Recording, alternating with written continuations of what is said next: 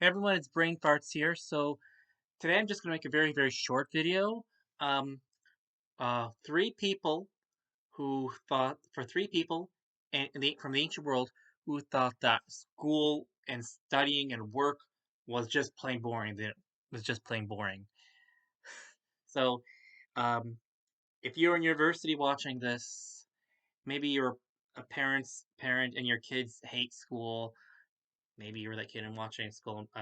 Maybe you're maybe you're in school yourself or something like that, and you think that the things you're going through, you're learning in school, are just mind-numbingly dull. And you've got to think there's got to be a better way to do this. Luckily, history is here to help you. I know of at least three people off the top of my head who absolutely agreed 100%. Okay, so number one, from the history of Herodotus, we got Pharaoh Amasis of Egypt. Pharaoh Amasis of Egypt was a big time partier before he was Pharaoh. He was not royal at all. He was just a captain of the guard, and it's according to the history of Herodotus that he would actually he would steal stuff, he'd get in trouble with the law, all before he became Pharaoh. When he became Pharaoh, it even said that he was convicted by some of the oracles of the gods, not others. The oracles that let him off, he closed down their temples because he said, yeah, they were lying, I was guilty. The ones that convicted him, he gave them lots of money because he said, yeah, I actually was a thief, and they were right. And so I'm gonna honor them with that. So this is that. So this is the. I need to make a video about just about Pharaoh Masses at some point. But yeah, anyway, he also thought work was boring when he finally overthrew the previous pharaoh and became pharaoh himself. He would get up at 6 a.m. every morning around dawn. He'd work until 9 in the morning, mid morning, and then he'd just stop and play board games all day and just party the rest of the time.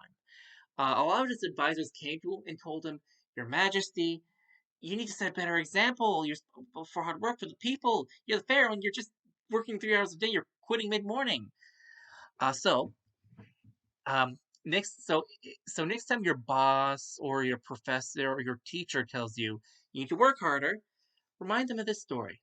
Pharaoh Amasis gave this response: "We human beings are like a bowstring.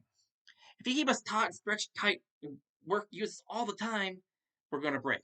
But if you only use us when we need, when you when, but we if we only put those pressures on us when we absolutely need to, we last longer and don't burn out."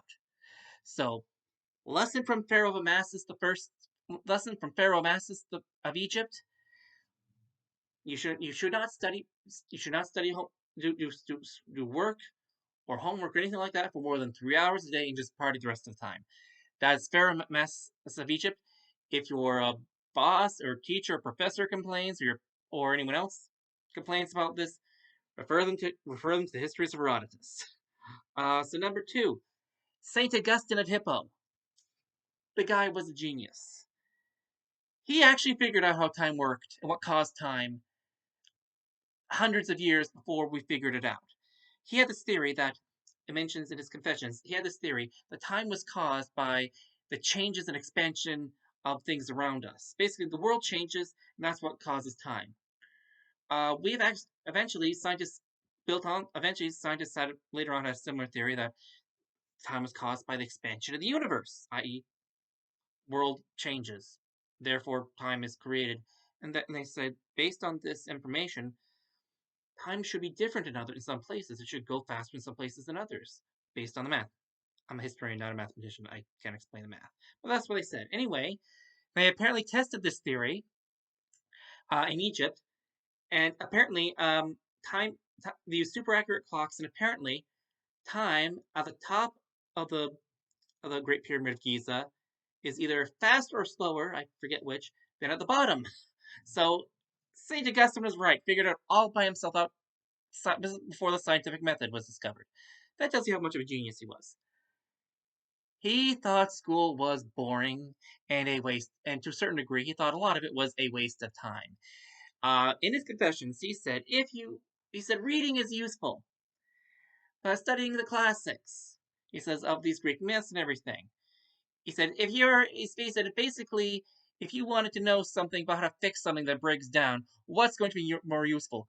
This basic guy who knows how to use a wrench, who can just read enough to read some instructions about how to fix something, or the guy who knows who how many girlfriends the Greek mythological god Zeus had?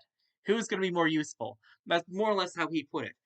And he thought that school also was boring, and that if you want students to learn, it'd be better if it was it'd be more, if he said it'd be better if it was more fun. They made it more fun. Um, and it was more fun. He did, however, say that pushing through things that are boring is probably some good and useful in the long term because you can't have fun all the time. So he did say that. And for the third person who from history who did not who thought school was boring, Plato. Mind you, I think it's debated what his work is and what Socrates' work is. But anyway, if I recall correctly, in the Republic, he actually made the recommendation for education of youth. He said it would be great if we teach kids and they don't realize they're being taught. He says make it fun is what he said, and they'll just learn more. He even recommended some things like field trips to battlefields. We go to war. He said, yeah, if we go to war, well, we're gonna have citizens. Some citizens are gonna have to be soldiers, so they should probably see what war looks like, and we'll determine how dangerous the battle actually is. And if it's dangerous, we'll just put all the kids on horses and have them watch ancient Greek battles. So, like, if it had, so think about the Spartans of 300. Had they actually taken Plato's advice, there may have been a bunch of Spartan youth on horses watching. I don't think it was ever actually put into practice. But yeah, you can just imagine what wild field trip that would have been like. So those are based just three random people from history who thought school and work was just plain boring. Anyway, stay safe, everyone. Brain farts out.